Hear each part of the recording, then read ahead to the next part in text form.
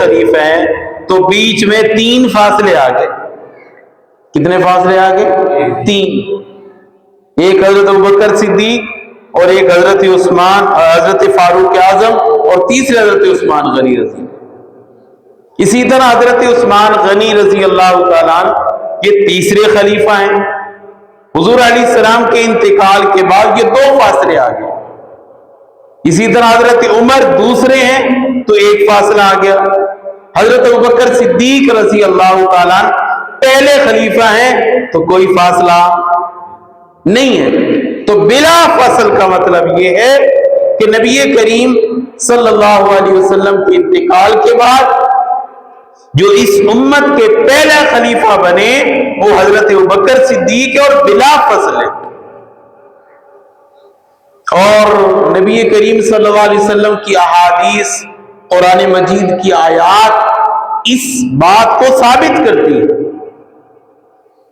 قرآن مجید میں محمد الرسول اللہ والذین معہ،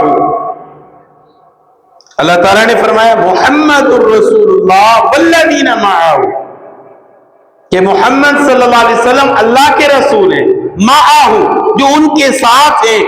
مفسرین نے لکھا ہے معہ سے مراد حضرت ابوبکر صدیق رضی اللہ عنہ، کیونکہ یہ معیت حضور علیہ السلام کے ساتھ حضرت ابوبکر صدیق کو حاصل ہے، کسی اور صحابی کو نہیں حاصل. غار ثور میں معانا کا لفظ اترا، ان اللہ معانا، وہاں بھی یہ معا کا لفظ ہے. یہاں محمد الرسول اللہ والذین معہ، وہاں ان اللہ معانا، لا تحزن ان اللہ معانا، اے ابوبکر تو غم نہ کر اللہ ہمارے ساتھ ہے. حضرت ابوبکر صدیق کی حضور علیہ السلام کے ساتھ جو معیت اللہ نے ثابت کی ہے، حضور اور آگے ابوبکر صدیق، بیچ میں کوئی فاصلہ نہیں ہے. سورۃ النساء 5ویں پارے میں ہے اولئک الذین انعم اللہ، انعام یافتہ لوگوں کا اللہ نے تذکرہ فرمایا. ہم سورہ فاتحہ میں پڑھتے ہیں اہدنا الصراط المستقیم، یا اللہ میں سیدھے راستے پر چلا. صراط الذین انعمت علیہم، ان لوگوں کا راستہ جن پر تو نے انعام کیا ہے. وہ کون سی انعام یافتہ لوگ ہیں؟ آگے اللہ نے سورۃ النساء میں ان کا ذکر فرمایا اولئک الذین انعم اللہ علیہم من النبیین والصدیقین. پہلا طبقہ نبیوں کا ہے اور دوسرا طبقہ صدیقین کا ہے. یہاں بھی نبوت اور صداقت اکٹھی ہے، بیچ میں فاصلہ کوئی نہیں ہے. نبوت صداقت سارے صحابہ صدیق ہیں، لیکن صدیق اکبر ابوبکر صدیق رضی اللہ عنہ. تو یہ ہے بلا فصل، بیچ میں فاصلہ نہیں ہے. قرآن پاک نے اکٹھا ذکر کیا ہے. اسی طرح احادیث بہت ساری ہیں. نبی کریم صلی اللہ علیہ وسلم نے جب بھی ذکر فرمایا تو فرمایا ابو بکر، عمر، عثمان، علی، نمبر دیے. جب بھی ذکر فرمایا یہ نہیں کہا علی، عمر، ابو بکر، نہیں، کسی حدیث سے نہیں ملے گا. میں اور ابو بکر عمر وہاں گئے، میں ابو بکر اور عمر یہاں آئے، میں نے اور ابو بکر نے یہ کام کیا. ابو بکر کا پہلا نمبر ہی رکھا. خطبے میں آپ حدیث سنتے رہتے، سارے علماء اس حدیث کو پڑھتے ہیں خطبے میں، اور یہ حدیث شروع ہوتی ہے ارحم امتی بی امتی ابو بکر واسدہم عمر واصدقہم عثمان واخزاہم علی. حضور علیہ السلام کی حدیث ہے، آپ نے اسی ترتیب سے حدیث بیان فرمائی کہ پہلا نمبر ابو بکر صدیق، پھر عمر، پھر عثمان، پھر علی. ایک مرتبہ حضرت علی رضی اللہ تعالیٰ عنہ سے، حضرت علی رضی اللہ تعالیٰ عنہ کے بیٹے جن کا نام ہے محمد بن حنفیہ رحمہ اللہ تعالیٰ، صحابی نہیں ہے، حضرت علی کے بیٹے ہیں، لیکن یہ تاریخ کا ظلم ہے، صحابہ کرام کے دشمنوں کا ظلم ہے. محمد بن حنفیہ بنا دیا.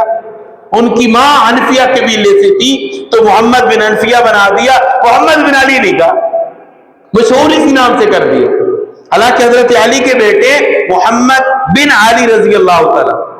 حضرت حسن حضرت حسین کے بھائی ہیں. ایک دن حضرت علی رضی اللہ تعالیٰ سے پوچھتے ہیں کہ نبی کریم صلی اللہ علیہ وسلم کے بعد امت میں سب سے افضل کون ہے؟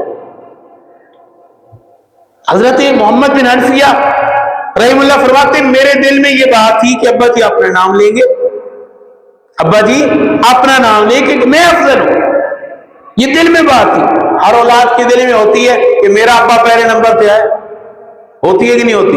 میرا ابا سب سے آگے ہو، میرے ابے کا نام اونچا ہو. یہی بات ان کے دل میں تھی.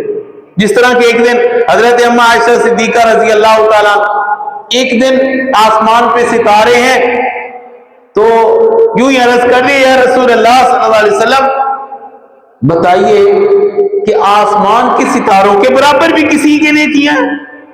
اور دل میں بات تھی کہ میرے ابا کا نام لیں گے. دل میں یہ بات تھی کہ میرے ابا کا نام لیں گے کہ آسمان کے ستاروں کے برابر ابو بکر صدیق کے نیکیاں. حضرت اما عائشہ صدیقہ فرماتی میرے دل میں یہ بات تھی. تو جب یہ بات حضرت اما عائشہ صدیقہ نے کہی یا رسول اللہ آسمان کے ستاروں کے برابر بھی کسی کے نیکیاں ہیں، حضور علیہ الصلوۃ والسلام نے فرمایا ہاں عائشہ ہیں. کہا کون؟ کہا خطاب کا بیٹا عمر. خطاب کا بیٹا عمر. حضرت اما عائشہ صدیقہ سے رہا نہ گیا، فوراً خیال جو دل میں بات تھی نکال دی. یا رسول اللہ پھر میرا ابا کہاں گیا؟ کوئی بات آئی نا. ہر بچے کے دل میں ہوتا ہے میرا ابا پہلے نمبر پہ ہو، میرے ابے کی نیکیاں زیادہ ہوں. ہاں میرا ابا پھر کہاں گیا؟ حضور علیہ الصلوۃ والسلام نے فرمایا اے عائشہ تیرے ابے کے تو کیا کہنے، تیرے ابے کی غار کی ایک رات کی نیکیاں عمر کی ساری زندگی کی نیکیوں سے زیادہ ہے. ابو بکر صدیق کے ایک رات کی جو غار میں گزری ہے نا اس ایک رات کی نیکیاں عمر کی ساری زندگی کی نیکیوں سے زیادہ ہے. تو اسی طرح حضرت محمد جو حضرت علی کے بیٹے ابا جی سے کہہ رہے ہیں ابا جی بتائیے نبی کریم صلی اللہ علیہ وسلم کے بعد امت میں سب سے افضل کون ہے؟ دل میں تھا کہ ابا جی اپنا نام لیں گے. حضرت علی رضی اللہ تعالیٰ بولے کہا بیٹا محمد حضور علیہ السلام کے بعد امت میں جو سب سے افضل ہے نا وہ ابو بکر صدیق. حضرت محمد رحم اللہ پھر بولے ثم اس کے بعد حضرت علی رضی اللہ نے فرمایا ثم عمر پھر عمر. حضرت محمد حنفیہ فرماتے ہیں کہ میں نے اس کے بعد یہ نہیں کہا کہ اس کے بعد کون، میں نے کہا ثم انت، اس کے بعد آپ ہے نا. ثم انت میرے دل میں تھا اگر میں کہوں گا نا اس کے بعد کون ہے تو آپ کہیں گے عثمان. میں نے پہلے ہی کہہ دیا ثم انت، اس کے بعد آپ ہے نا. حضرت علی رضی اللہ تعالیٰ کہا نہیں لا نہیں ثم عثمان، اس کے بعد عثمان. تو میرے بھائیوں وہ حضرات اپنے آپ کو اپنے نمبر پہ رکھ رہے ہیں کہ پہلا حضور علیہ السلام کے بعد جو سب سے افضل ہے وہ کون ہے؟ ابو بکر صدیق رضی اللہ تعالی. اور یہ ملنگ نعرہ لگا رہے من کنت مولا فعلی مولا، اسی سے خلافت ثابت کر رہا ہے، اسی سے امامت ثابت کر رہا ہے. من کنت مولا فعلی مولا، سنیے یہ حدیث آپ نے ہر ملنگ پڑھتا ہے من کنت مولا فعلی مولا، جس کا میں مولا اس کا علی مولا. اور سنیے کہ نہیں آپ نے پڑھتے ہیں نا یہ من کنت مولا فعلی مولا، جس کا میں مولا اس کا تو مولا.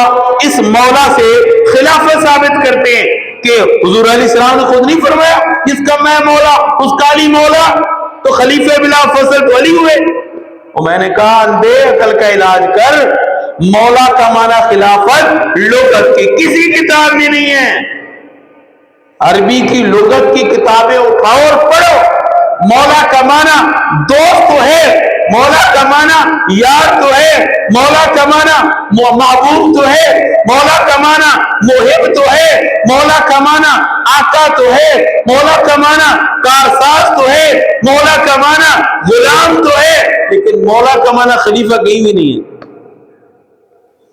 اور یہ بات بھی سمجھ لو، من کنت مولا فعلی مولا، نبی کریم صلی اللہ علیہ وسلم نے یہ حدیث کب پڑھی؟ حضور علیہ السلام نے آخری حج فرمایا، آخری حج میں حضرت علی رضی اللہ تعالیٰ یمن سے تشریف لائے، انہوں نے بھی حج فرمایا۔ آپ یمن کے حاکم تھے، قاضی تھے، حضور علیہ السلام نے بنا کر بھیجا۔ جب حج فرما لیا نا، صحابہ کرام بھی بیٹھے، یمن والے بھی بیٹھے، تو یمن والوں نے حضرت علی رضی اللہ تعالیٰ عنہ کی شکایتیں لگائیں، شکایتیں کی۔ حضور علیہ السلام کو یہ بات اچھی نہیں لگی کہ جس کو میں نے قاضی بنا کر بھیجا، یمن والے اس کی شکایتیں لگا رہے۔ حضور علیہ السلام نے اس موقع میں فرمایا، من کنت مولا فعلی المولا، جس کا میں دوست اس کا علی دوست، اور جس کا علی دوست نہیں اس کا میں بھی دوست نہیں۔ یہ اس وقت حدیث پڑھی۔ اس سے کہاں خلافت ثابت ہوتی ہے، اس سے کہاں امامت ثابت ہوتی ہے؟ اور میں بتاؤں خلافت کہاں سے ثابت ہوتی ہے؟ نبی کریم صلی اللہ علیہ وسلم زندگی کے آخری ایام ہیں، انتقال سے 4 دن پہلے، بات توجہ میری طرف کرنا، انتقال سے 4 دن پہلے آپ کو سخت بخار ہے،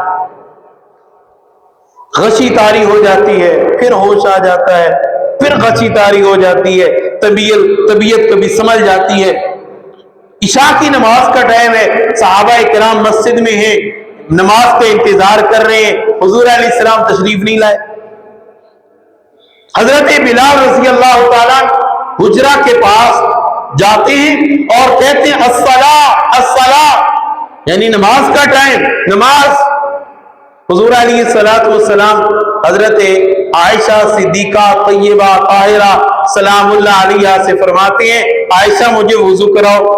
جب حضرت اما عائشہ صدیقہ وضو کرانے لگتی ہیں، حضور علیہ السلام سے پھر غشی طاری ہو جاتی ہے۔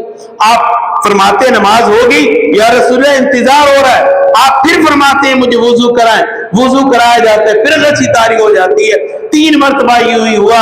جب آپ نے دیکھا نا طبیعت نہیں سنبھل رہی، کمزوری زیادہ ہے، بیماری ہے، تو آپ نے فرمایا ابو فلیصلی بالناس، ابو بکر فلیصلی بالناس، ابو بکر کو کہو میرے مصلی پہ کھڑا ہو کے نماز پڑھے۔ تو حضرت اما عائشہ صدیقہ نے عرض کیا یا رسول اللہ، ابو بکر تو رقیق القلب ہے، کمزور دل کا ہے، جب آپ کو مصلی پہ کھڑا ہوا نہیں دیکھے گا تو اسے برداشت نہیں ہوگا۔ عمر کو کہہ دیجئے نا، عمر نماز پڑھائے۔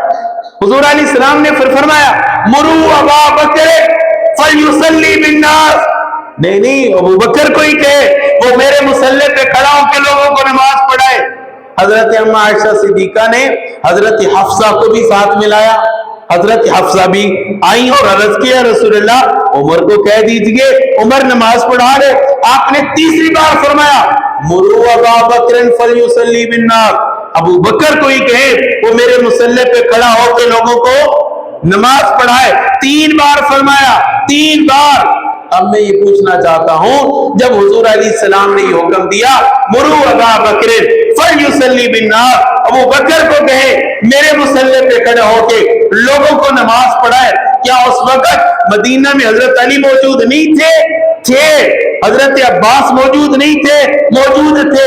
عباس کے بیٹے بھی موجود تھے، نواسے بھی موجود تھے، لیکن آپ نے ابو بکر صدیق کو کہا مرو ابا بکر فلیصلی بالناس، کہ میرے مصلی پہ اگر کوئی کھڑا ہوگا وہ ابو بکر ہے۔ ابو بکر کو حکم دیا گیا وہ میرے مصلی پہ کھڑا ہو کے نماز پڑھائے، اپنے رشتہ داروں کو حکم نہیں دیا۔ اس سے خلافت ثابت ہوتی ہے۔ تو میرے بھائیوں، حضرت ابوبکر صدیق رضی اللہ تعالیٰ عنہ نے حضور علیہ السلام کی زندگی میں 17 نمازیں پڑھائیں۔ کتنی؟ 17 نمازیں۔ हुजूर अलैहिस्सलाम के मुसल्ले पे खड़े होके हुजूर अलैहिस्सलाम की जिंदगी के अंदर 17 नमाजें पढ़ाई। एक दिन हजरत अबू बकर सिद्दीक रजी अल्लाह तआला लेट हो गए, नहीं पहुंच सके। हजरत बिलाल रजी अल्लाह तआला ने हजरत उमर को खड़ा कर दिया, मुसल्ले पे नमाज पढ़ाओ। हुजूर अलैहिस्सलाम के कान में जब आवाज पहुंची ना कि आज नमाज पढ़ाने वाला मेरा यार तो नहीं है, ये तो उमर लग रहा है। हुजरे की साथ ही दरवाजा था, खिड़की थी, आपने पर्दा हटाया तो देखा उमर। फौरन कहा ला ला, 3 बार फरमाया ला ला। क्या मतलब कि उमर मेरे मुसल्ले पे खड़ा ना हो, उमर मेरे मुसल्ले पे खड़ा ना हो। और फरमाया अरश पे अल्लाह इनकार करते हैं, फर्श पे ईमान वाले इनकार करते हैं, अगर मेरे मुसल्ले पे खड़ा होके कोई नमाज पढ़ाएगा तो वो अबू बकर है। तो मेरे भाइयों, अपनी जिंदगी में मुसल्ले पे खड़ा करके गए हैं, तो जिसको अपनी जिंदगी में मुसल्ला दे दिया, खिलाफत भी उसी को दे दी, खिलाफत भी उसी को दी। और नबी करीम सल्लल्लाहु अलैहि वसल्लम के एक दिन कुछ तबीयत संभली, आप 2 सहाबाए किराम के कंधों पे हाथ रख के मस्जिद में तशरीफ लाए, नमाज खड़ी होगी, अबू बकर सिद्दीक मुसल्ले पे, नमाज शुरू होगी। लेकिन पता चला हुजूर अलैहिस्सलाम तशरीफ ला रहे हैं, हजरत अबू बकर सिद्दीक रज़ी अल्लाह तआला अपने पांव आहिस्ता आहिस्ता पीछे कर रहे हैं कि मैं पिछली सफ में आ जाऊंगा, हुजूर मुसल्ले पे आ जाएंगे। बात समझ आ रही है? हुजूर मुसल्ले पे आ जाएंगे। लेकिन नबी करीम सल्लल्लाहु अलैहि वसल्लम ने देखा ना कि अबू बकर मुसल्ला छोड़ रहा है, आपने फरमाया मकाना का या अबाबक, मकाना का या अबाबक, मकाना का या अबाबक। ए अबू बकर तू अपनी जगह पे खड़ा रहे, ए अबू बकर तू अपनी जगह पे खड़ा रहे, जगह मत छोड़, अपनी जगह पे खड़ा रहे। बाद मुहद्दिसीन ने लिखा, हुजूर ने फरमाया अबू बकर तू खड़ा रहे, आज मैं देखने आया हूं तेरी इमामत का मुनकर कौन है। कोई है ऐसा जो तेरे पीछे नमाज ना पढ़ता हो, या कोई है ऐसा जो इनकार करता हो मैं अबू बकर के पीछे नहीं पढ़ता। लेकिन देखा तो सारे पीछे थे, हजरत अली भी पीछे थे, हजरत हसन भी पीछे थे, हजरत हुसैन भी पीछे थे, हजरत अब्बास भी पीछे थे, अब्बास के बेटे भी पीछे थे, रिश्तेदार भी पीछे थे, कुंबे वाले भी पीछे थे। फरमाया मकान नका या अबा बकर, ए अबू बकर तू अपनी जगह पे खड़ा रहे। ये नहीं कहा मकानी या अबा बकर, ए अबू बकर तू मेरी जगह पे खड़ा रहे, ये कहा मकान नका, मकान नका, ए अबू बकर मेरे जाने के बाद जगह तेरी है। मकान का या अबा बकर, अबू बकर तू अपनी जगह पे खड़ा रहे। ये कहने का मकसद क्या था? अब ये जगह तेरी है, तू अपनी जगह पे खड़ा रहे।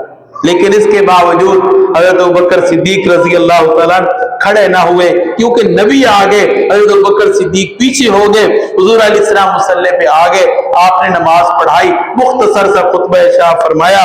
तो मेरे भाइयों, इसी तरह नबी करीम सल्लल्लाहु अलैहि वसल्लम ने इंतकाल के 4 दिन पहले एक खुतबा इरशाद फरमाया। उसमें आपने फरमाया अल्लाह ने एक बंदे को इख्तियार दिया, चाहे वो दुनिया की जिंदगी को इख्तियार कर ले, अल्लाह उसकी जिंदगी की डोर को लंबा कर देगा, चाहे वो आखिरत की जिंदगी को इख्तियार कर ले, हम उसको अपने पास बुला लेंगे।